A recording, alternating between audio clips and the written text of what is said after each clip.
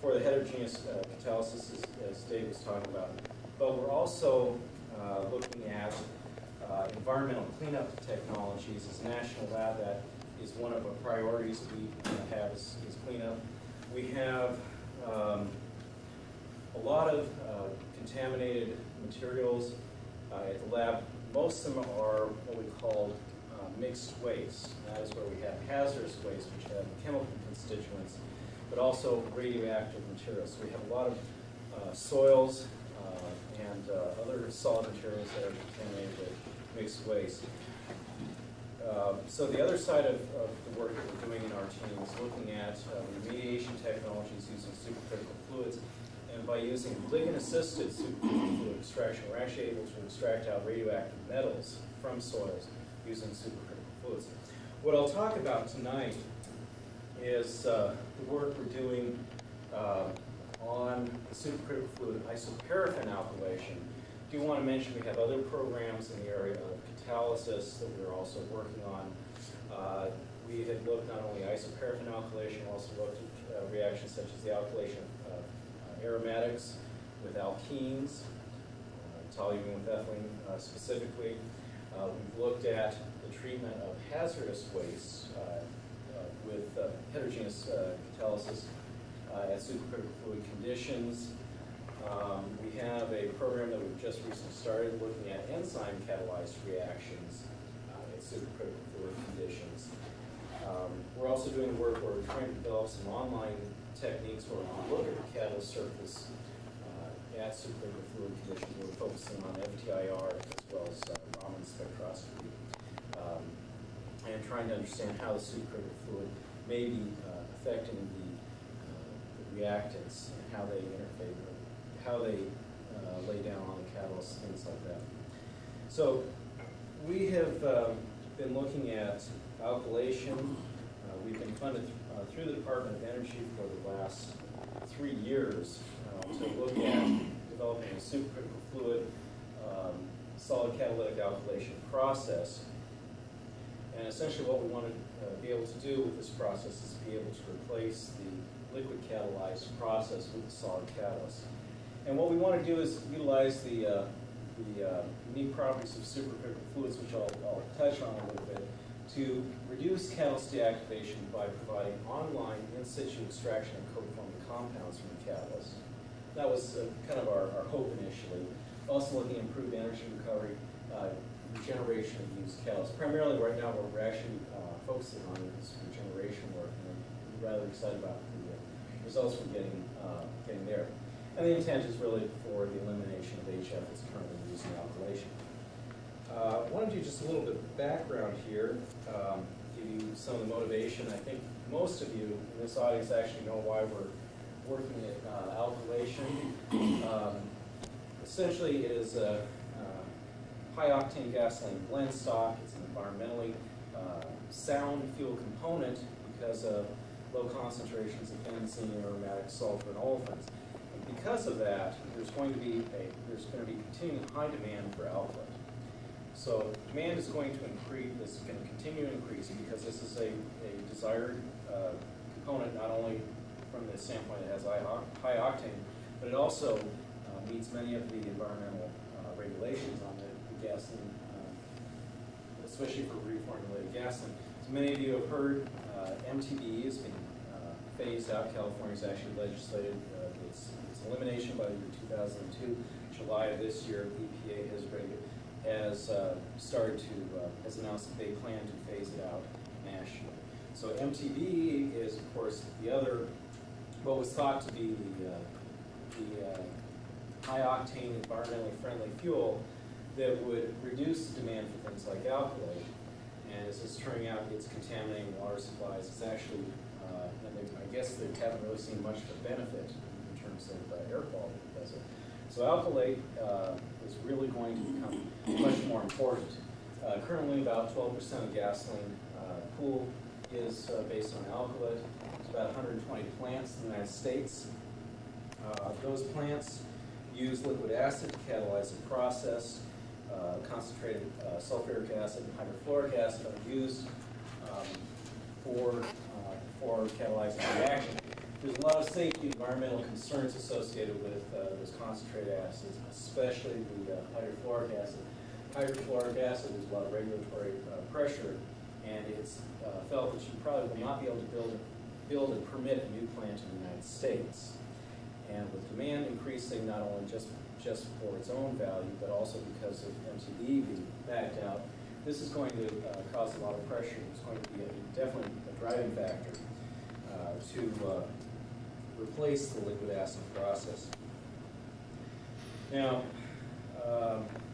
process, just briefly to show the chemistry, you react something like an alkene, such as butene, with a isoparaffin, such as isobutane, over an acid catalyst to produce a branched isooctane, commonly referred to as trimethylpentane. That's the Zard product. Now that's the simplified view of it all.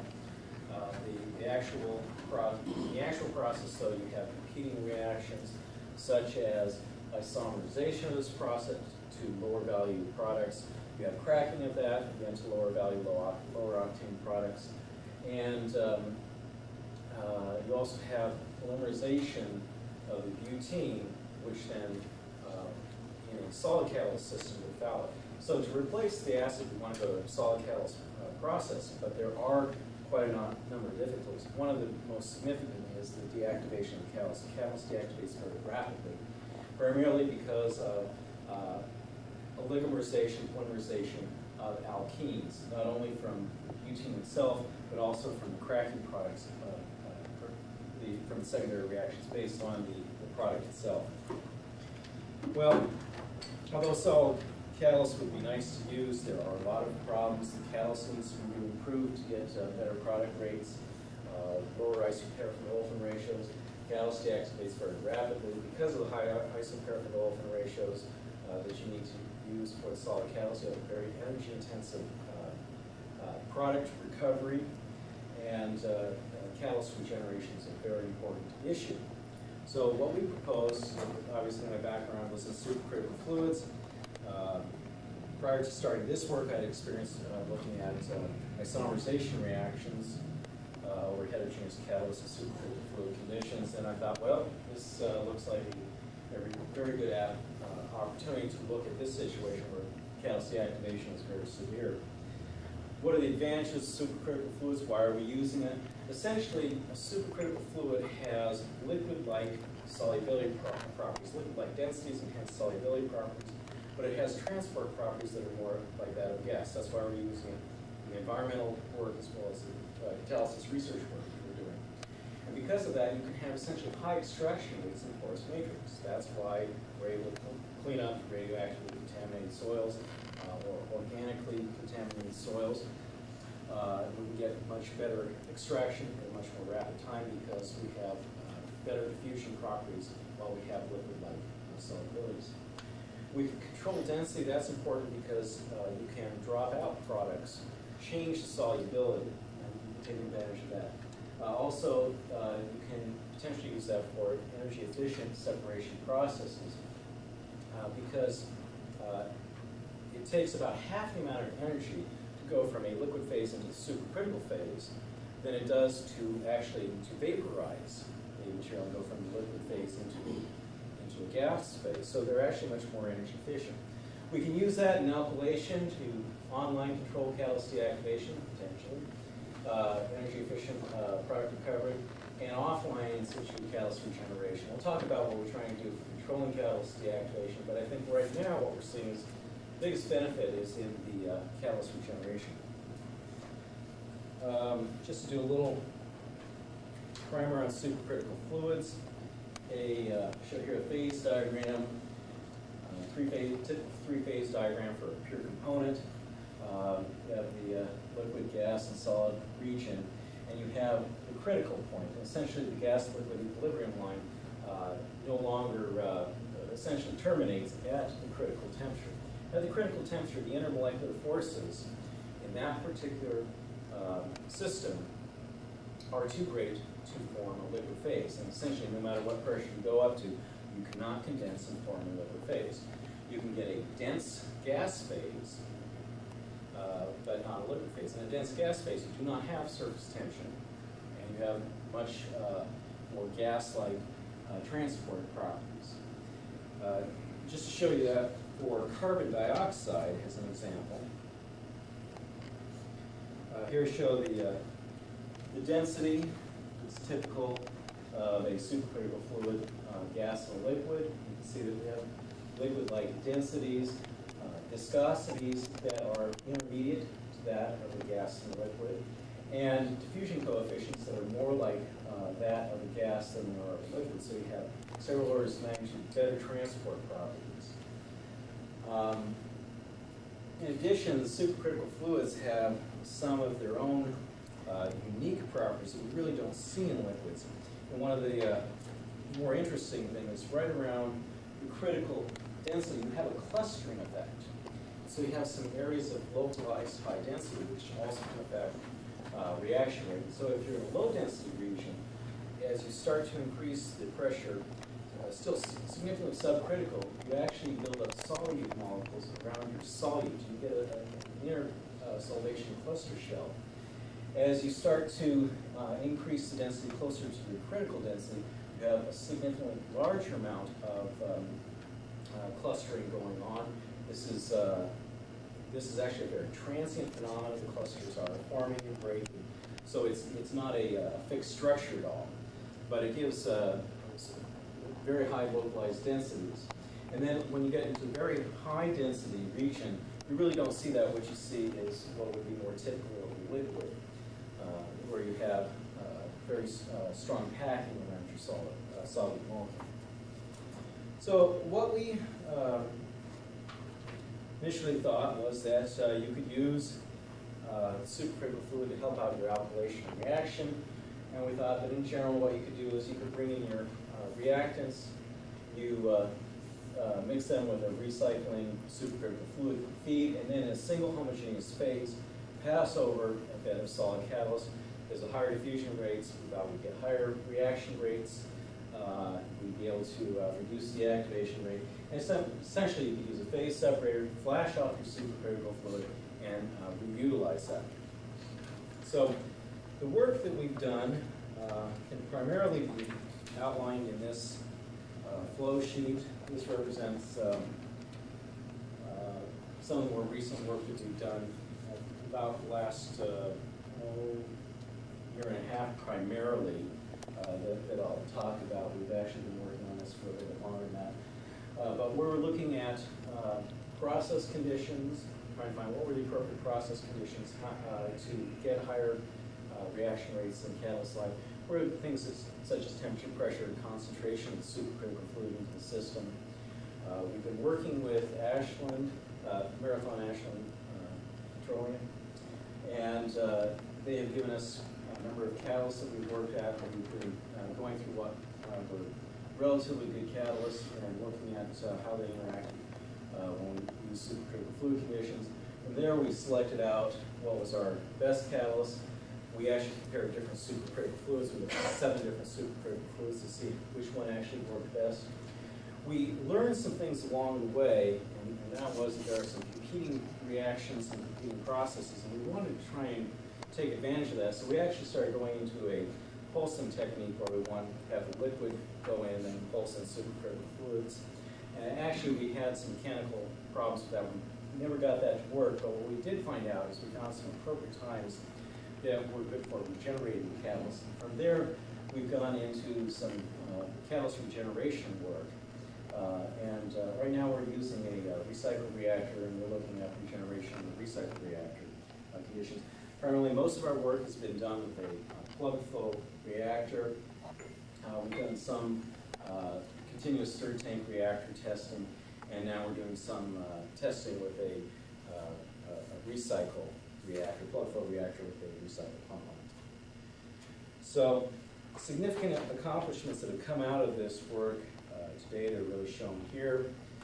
What we found is that by adding supercritical fluid into the reaction mixture at an ultimate weight hour space velocity of 0.1, that we were actually able to increase the overall yield of the trimethyl pentanes almost 90% compared to liquid phase conditions.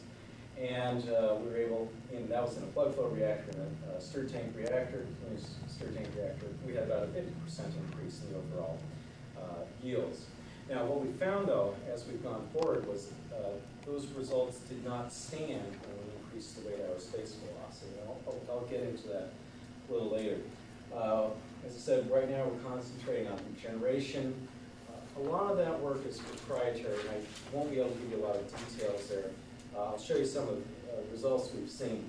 But what we're seeing is that a completely deactivated catalyst, a severely deactivated catalyst, we can, in 2 hours, we can restore about 86% of the original activity through the supercritical fluid process, and through a partially deactivated catalyst where we use that in our recycling reactor, and we started to see that it declined. Instead of continuing to run that catalyst into the ground, we just stopped. We realized it was no longer working, and then we regenerated. We actually only lost about 1.5%. So we gained back 98.5% of our activity using our regeneration technique. The experimental system that we have out at the INEL is shown here. We have a high-pressure pumping system. We can go up to 7,500 psi in this high-pressure pumping system. We bring in the mixed feeds. We pre-mix the feeds so we get a very consistent concentration over the length of reaction time. We bring in a supercritical fluid. In certain cases, if the supercritical fluid is at relatively high concentrations, we actually pump that in separately. When it's relatively low concentrations, we've actually been pre-blending it into that mix and just simply using one pump. We pass over safety head, pressure transducer. We have a switching valve which allows us to bypass the reactor and go straight to the GC and get feed compositions. But primarily we run then through a temperature-controlled plug flow reactor. We've simply taken a tubular reactor and pack it with catalyst stationary. You hit the front end of that reactor at the highest concentrations of your butene, so you actually have very severe deactivation of this sort of system. The material then goes to an online GC equipped with a polymerization detector, and it's analyzed. We basically analyze the high pressure material. This is rather important in supercritical fluid because if you drop the pressure in supercritical fluid, oftentimes you drop many of your solutes out of the system. You don't analyze them, so we actually do this at pressure. We've been getting some very good results there. Anyways, drop the pressure, and then we measure the gas flow rate side. So, as I said, the first thing we started to do was look at process conditions. Essentially, how much supercritical fluid do we need to add into the system? And at this point here, we actually did quite a lot of development work before we got to this point. But we focused on two types of catalyst, a sulfated zirconia-based catalyst and an ultrastable white zeolite catalyst. We explored a temperature range, as shown here. We explored olefin weight in hour space velocity 0.1, isoperic olefin ratio 25:1. And we used, in the studies that I'm going to show you, we used methane as a supercritical fluid. We also did a lot of pre-development work that I'm not showing here, where we used ethane as a supercritical fluid. And we explored essentially 4 different regions. Liquid phase, where we're not adding any supercritical fluid into it. What we designated as a modified liquid, and essentially we've only added a small amount of methane in the system, about 20 mole percent. Near critical, this is the liquid phase, but just before you reach the critical point, and we put in more methane, 58 mole percent. Essentially, as you get closer to the critical point, your transport properties start to approach that of supercritical fluid, but you still have higher densities in the liquid phase. So we've gone to 58%. I can move that up a little bit. And then we actually went into the supercritical phase, and that required about 70 mole percent methane. These were all run at about 2,030 psi. And we analyzed by online GC FID. So, start off, let's just look at the butene. And see if I could get a pointer and make it a little easier to see. Put it over here. And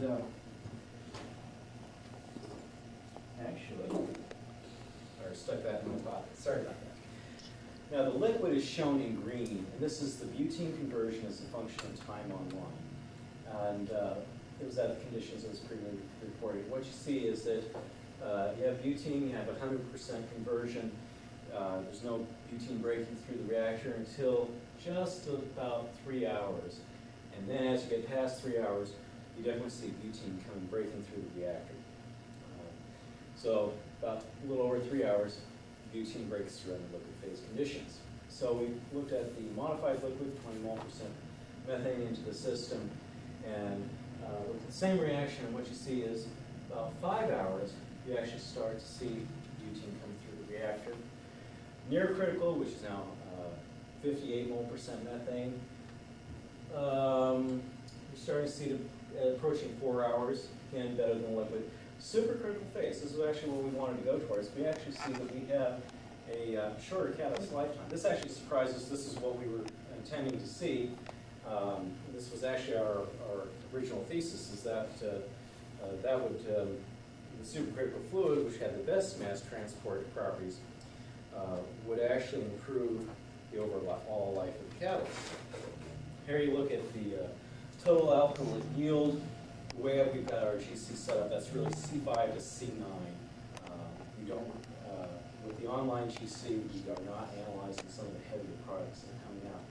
So again, what we see, again, green for the liquid, you start deactivating very early on, and 3 hours the activity starts to crash very rapidly. The modified liquid, significantly more outlet production. Near critical, definitely more outlet production in liquid phase. The supercritical fluid about the same if you look at total alkylates, but if you look at the trimethylpentane, which is the high octane material you're trying to get, you actually see that the supercritical fluid is actually detrimental in this case. Compared to liquid, we have much less trimethylpentane that's being produced. Again, modified liquid and near critical are doing better than the liquid phase condition. And so we saw for the modified liquid, we actually increased the total production of trimethylpentane about 88%. And to show that here, we started then playing around a little bit more with the methane concentration into the feed. And what you see is that typically we're seeing about 0.14 grams of trimethylpentane per gram of catalyst. What we've done is we've integrated that kind of data and normalized it per gram of catalyst so that we have a reasonably comparable basis independent of the weight hour space velocity we're using. And as we start to add in, say, 3%, 15%, 20%, you definitely see that you're improving your overall yield. And then kind of an interesting phenomenon, as you continue to add the methane supercritical fluid into the system, you actually have a decline getting back to the liquid-like conditions again. So you decline there. And then as we continue to add in the methane, getting very close to the critical point, which is about 60 mole% pentane, we saw improvement. This is where we're getting much better mass transfer conditions. And then we go into the supercritical fluid conditions, and we have a tremendous drop, especially as we continue to add in more supercritical fluid. So a little bit different than what we were expecting, but that's science, and you follow where it's going. Spent some time trying to analyze this. We've also run this higher weight hour space velocity, and what we have concluded at this point is that there are competing processes going on. There's about 3 different competing processes. Mass transfer of the reaction, so therefore, as you increase your mass transfer, even though you're seeing an increase in your overall yield, there is a negative effect of dilution. As you're putting more supercritical fluid into feed, you are diluting the reactants, and one of the most important reactions that is occurring is the hydride transfer through isobutane. So you basically transfer the hydrogen from isobutane to the isooctane carbocation. And as you dilute with supercritical fluid, you're actually reducing that reaction rate. So that's detrimental. So that's competing. And the third thing that we've learned from going to higher weight hour space velocities was as you're at the lower weight hour space velocities, especially in a packed reactor, you're flowing through there. Some of the simulation studies we've done, we've seen is that you consume your butane very rapidly at the very front end of the catalyst when the catalyst is clean. You produce your products immediately, and then those, those products then continue to flow through the reactor. And so what's happening is they are cracking, they are isomerizing, but cracking products is one of the cracking products of an alkane is another alkane and an alkene. That alkene is now available to deactivate the catalyst. And so we actually have downstream deactivation to the cracked products. We have done a few simulations with changing weight hour space velocity. And it's kind of interesting because what you have is a reaction front on the plug flow reactor that simply moves down, and you have a deactivation zone where the catalyst is rather deactivated. And so that front part, as time marches forward, is not usable. And so then you start using the back end of the catalyst. Well, you've deactivated that from the initial part of the reaction. So that's one of the reasons it deactivates, and one of the reasons that the supercritical fluid is an advantage. Now, as I mentioned, at higher weight hour space velocities, what we actually see is that adding the supercritical fluid is actually detrimental. And I'll show that a little bit later on. One thing I did want to point out is that the supercritical fluid has an advantage for energy efficient product recovery. And by putting the methane or ethane in, I've done the simulation using the Aspen plus process simulation model using the Penny-Robinson equation of state. And if you come out of your reactor, you still have your methane unreacted, you have a lot of your isobutane unreacted, and then you have your product trimethylpentane. And when you have a 20-to-1 ratio, as an example, the fact that you put in methane, 20 mole percent methane, actually means that your inerts to your products at a 25-to-1 ratio. When you flash that at about 90 psi in a room temperature, what we found is you lose, of course, most of your methane. It takes with it quite a bit of your isobutane. The end result is that your isobutane to trimethylpentane ratio, or your inerts to trimethylpentane ratio, is about 14-to-1. So now you've actually improved the situation. You have less isobutane that you have to remove in your isobutane stripping system. I did a simulation with ethane. Ethane wasn't quite as good. You had about, from a 20-to-1 ratio, you went down to 15-to-1 ratio. But still, there is an advantage for a more energy efficient, less capital intensive isobutane stripping section. Next thing, as I said, we looked at different catalysts. Pretty much the same set of conditions as I mentioned before. The temperature, what we do is we pick the optimum temperature for that catalyst on liquid phase conditions. And so this is a little bit generic here because we had to put in supercritical fluid that was slightly below the critical point or slightly above the critical point to be a near critical or supercritical mixture. And results are really summarized right here pretty nicely. For trimethyl-ethyl, the catalyst we worked on, sorry about that, worked on several different naphthalene-based catalysts. We're supported on silica, sulfated mixed metal oxide, sulfated zirconia, ultra-stable Y, as well as a platinum ultra-stable Y. And what you see is the same phenomena in the sulfated zirconia as an example. You see an improvement when you go to modified liquid. Here, of course, you see the improvement in modified liquid USY. What's interesting is on the platinum USY, we actually didn't see this advantage. And we did spend some time discussing that with our industrial partner. And one of the problems is by adding platinum, you've increased the cost of your catalyst tenfold. In a typical 12,000 barrel a day unit, you could potentially add $25 million just to put the catalyst in the reactor. That doesn't account making up the catalyst. And platinum causes it to be rather expensive. So we decided to focus then on the ultra-stable Y catalyst, without platinum. We compared 7 different supercritical fluids. Temperature was held fixed at 6 degrees centigrade. We increased our weight hour space velocity to 0.2. And again, we looked at our four phases: modified, liquid, near critical, and supercritical. One of the things that we did here, again, depending on the critical temperature of the supercritical solvent we're using, we would mix the amount differently. We're primarily using Tang-Robinson equation of state to predict how much we need to put into the system. Here's a list of the supercritical solvents that we worked with.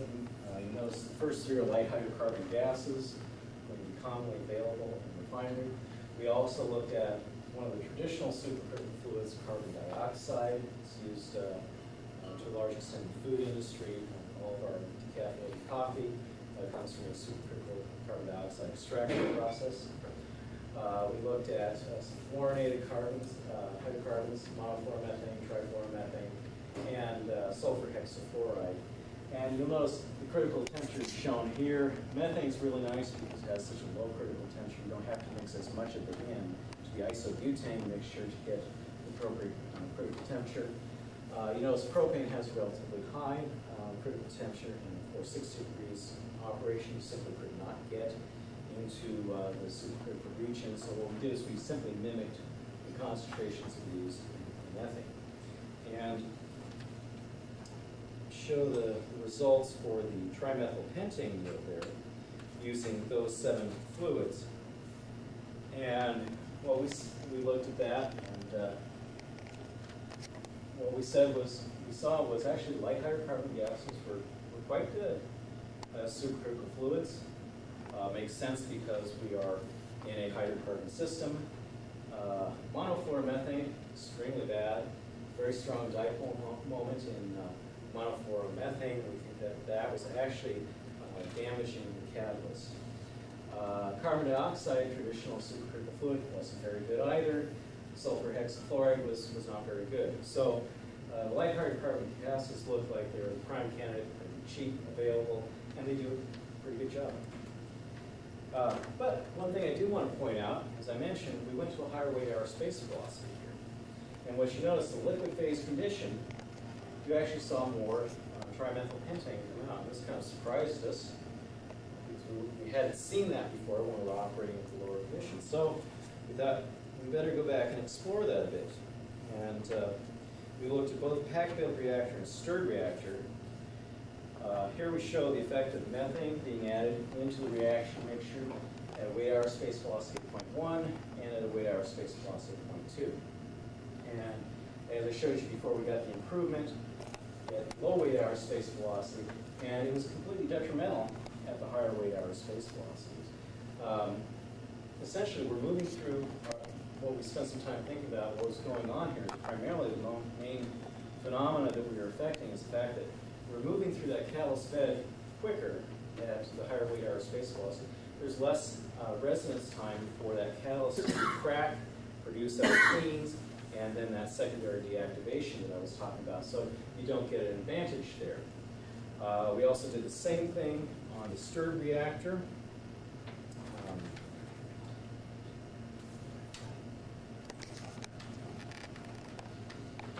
And we saw the same kind of advantage going to modified liquid here, and we just show the supercritical point. This is actually ethane that we moved to here. And we see that advantage is a 50% improvement in the stirred tank reactor.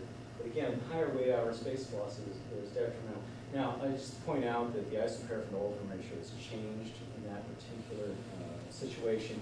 So the fact that these two are kind of reverse what you saw in the plug-flow reactor is primarily an effect of the fact that we've gone to more severe conditions at the lower isoparaffin to olefin ratio. So that, we looked at that and said, well, we aren't really where we wanted to be. We think that there's definitely an advantage of lower weight hour space velocities.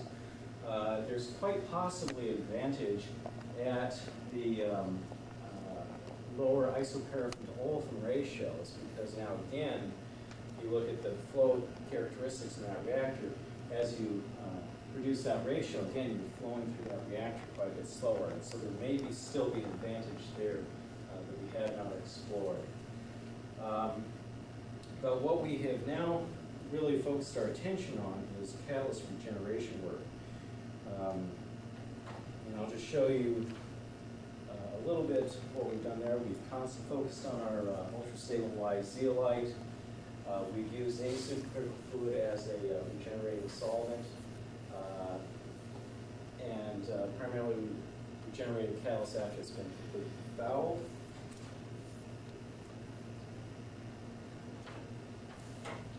And here I'm showing essentially 2 runs using the ultra-stable Y zeolite. And what we did is we ran it in the plug flow reactor.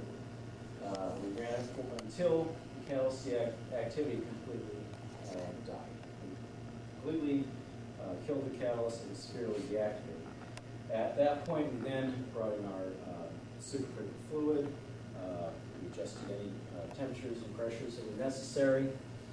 Ran that for a short amount of time, and then we changed our conditions back to feed conditions and brought in the material. And at this set of conditions, we actually declared the integrated product yields. We got back about 60% of the activity. We then did some exploration in terms of temperatures and pressures and densities, etc. And what we've been able to get under constant pressure conditions is about 83% recovery at our optimum temperature. We've also held the density constant of our supercritical fluid reaction mixture while adjusting temperature again. And we actually shifted that optimum up to a little bit higher relative temperatures. Before the optimum was about a relative temperature of approximately 1.2. So it shifted up to a little bit higher temperatures. And you see a decline as you go to higher temperatures. It's not an advantage. So we think that we're getting some advantage here. Do want to point out that that's a relatively short regeneration time. If 2 hours, 2 hours seem to be very necessary to get most of the recovery back. That was at a relative temperature of 0.9. And as you continue to increase the time that you're running the regeneration, you actually continue to get more, but it's a kind of diminishing returns there, we'll notice. And so we've actually been focusing primarily on the 2-hour regeneration. Two other points that I did want to bring out was that when we didn't completely deactivate the catalyst, we got 95% or 98.5% of the activity back. We've also run one system. We ran it for 60 hours straight, and we took one catalyst and we ran it 10 times utilizing the supercritical fluid regeneration technique in between. We've had some problems. We ran that last week, and its results are non-conclusive at this point to give us an idea of how much activity we've lost. We're going to have to fix some of our mechanical problems and go back and do that work. So, just want to summarize that what we have done is looking at the 6 different catalysts, 7 different supercritical fluids. We've looked at effective concentration, had a nearly 2-fold increase in the trimethylpentane yield. We've had definitely good catalyst recovery in a short amount of reaction times. What we want to do is essentially we're continuing on with this work. It's funded into next year, and we're going to continue to work on improving the regeneration process. We think this is very promising, especially when we saw that a single catalyst, we ran it 10 times before we got too tired to come into the lab anymore. And also we want to do some more work on looking at the catalyst lifetimes.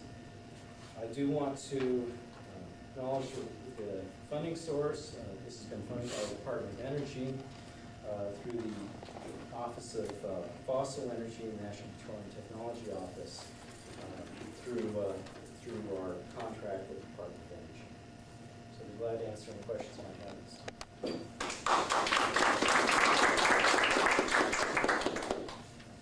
Then, of course, that's very interesting work. And we're doing a similar type of reaction now around. I was very impressed to see that platinum understood why does the superior job. I Yes. wasn't there to put platinum on this catalysis, and we will try in our lab. I bet that platinum saturates by the feed intermediates that will become cough, so it gives you this boost of the activity. I wouldn't expect to see so much activity. Does it influence at all your other feed, the reactant other feed? We did not see that in the work that we did. We didn't actually see a negative impact on the olefin. The olefin was completely consumed. Yeah, and is it because of platinum or because of reaction? That's my question. Well, when we added the platinum onto the reaction, we did not see any of the olefin coming out of the reactor. So just until you saw deactivation, in neither case we saw any of the olefin coming out of the reactor, and we saw much better product yields under the same conditions. My question is, Yeah. if the olefin is completely used for the good purpose, which is to make alkylate, or part of it is Okay. hydrogenated. Okay, now that's a good question. What is it doing now? From our analysis, we can't really completely tell what the phenomenon is, which is what you're getting at. Nor did we see, well, we always see a small amount of N-butane that comes out. We have isobutane that goes in, and we always normally see some amount of normal butane coming out. And we really didn't see any major change in that, but we may not be able to detect it very well. We want to point that out. I think the platinum is probably helping that hydride transfer step, allowing the isobutane to absorb onto the catalyst, maybe at higher localized concentrations. That's what our thought was on that. Like I said, we couldn't necessarily detect any increase in the normal butane compared to what we normally see. So we weren't, in our particular system, we were not able to see that the alkene was being hydrogenated. And like I said, we saw much more trimethylpentane coming out of the system. In our work, we looked at platinum catalysts and several of them. We did see a lot of hydrogenation. It moved us to want to go away from that system. And I think you can optimize it a little bit, but what we've seen is as much as 40% of butene going to butane, which our catalyst life is much better, but half your product is Yeah. And under the conditions we're looking at, the plug flow reactor, we honestly weren't able to determine. So, but that, I understand your question. Sorry, I can't really answer you. Okay. Okay. Will the extraction regenerate the sulfated zirconia? We have not tried that. We made an attempt to do that last week. We were having a little bit of mechanical problems with our system. So we made an attempt to do that, and unfortunately we didn't get that experiment completed. We are going to go back and explore that. We're hopeful. One of the reasons we're hopeful is that we have a much wider pore structure. The zeolite has an average pore diameter that's getting close to the molecular dimensions of feeds and products, and therefore you're going to have very restricted diffusion inside that. And so with the sulfated zirconia, it's has much less surface area. It's a mesoporous catalyst rather than a microporous catalyst. And our hope is that it will be actually regenerated more easily. We'll probably find out in a couple of weeks as we go forward into this.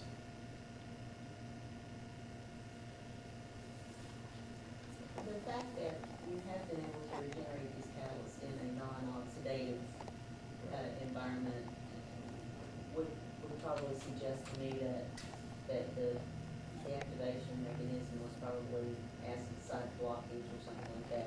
Have you done any studies to try to determine, what is the cause of Yeah, and with the zeolite, that would be really interesting because just looking at the change in the pore structure would be something that clearly add a lot of light to this. No, we have not done those studies yet. One of the problems is that we've not stopped the process before the next run. So what we've done, of course, is we've run the reaction, completely deactivated the catalyst. regenerated, what we need to do to answer that question is remove the catalyst at that point and look at pore structure. We have, at this point, we have left the catalyst in and continued to work with the reaction. So therefore, that information is not available to us. But I do believe that that's a very interesting area to explore. And we would like to do that. I'm not going to say we are going to do it because of funding limitations. But I think we are quite interested in doing that. Is it possible to isolate what you, is dissolve off of the catalyst the correct term? It should be possible. The way we ran our system is we had the online GC that was really set up to look at the light gasoline range products. And we did not change the conditions to look for the heavier products. And I don't think it's going to be terribly difficult to increase the temperature that we go to on the gas chromatograph to look at some of the heavier compounds. We do know that we had a lot of fouling inside our GC when we started building the regeneration conditions. So we expect there's some rather heavy hydrocarbons that are getting into the system, but they aren't getting through our GC. That is an area that we would like to explore further. We also have I didn't show my process flow diagram, but we do have a knockout tube that's on the system before we go into the gas full measurement. We get this heavier material that is showing up in that tube, and we've simply been collecting it, and we have not analyzed it at this point. You can dissolve the catalyst with HF. Many people have done this, we do the same thing. Use HF to destroy the catalyst. French people have proven that HF doesn't, that's the soluble form. Well, actually, one thing we found that works very good is methylene chloride. Yeah. Yeah, you take your catalyst and you just simply shake it up with methylene chloride. You get a lot of dark color. That's the solvent that people use. Yeah, that works very good. We've done some of that, and we've shot that through GC Max Spec. What GC Max Specs tells us is we have a lot of heavy hydrocarbon gunk. So, But does it tell you if it's aromatic or paraffinic? well, I don't think we took that much further than that. One of the problems with mass spec is you get to very high molecular weight compounds, and you have so many fragments. It's really difficult to tell what's what. I don't think we saw any obvious aromatic structure though. So this time also we don't get aromatic. You get the linear macromolecules, 20 to 30 carbon. Yeah, at those temperatures. So we really, I think if you look at it with IR, you'll find out it's all paraffinic. okay. That does make some sense. Zeolite wine is a relatively large pore, aluminum-rich zeolite. I just wonder why that was chosen rather than an intermediate pore, or zeolite beta is a bit more constrained, or ZSM5, which is much We actually, at the INL, we didn't make that choice. It was actually, Dave Zalewski provided that to us based on a lot of the work that they had done here. We looked at a variety of the zeolites, and we needed a certain acid strength, and some of the larger pore zeolites didn't have it. One of the key features of a catalyst, to get to high weight hourly space velocity, you need a high acid density. And zeolite Y is very good for that. And some of the ZSMs are very straight channel, so you get a lot more traffic and get deactivation in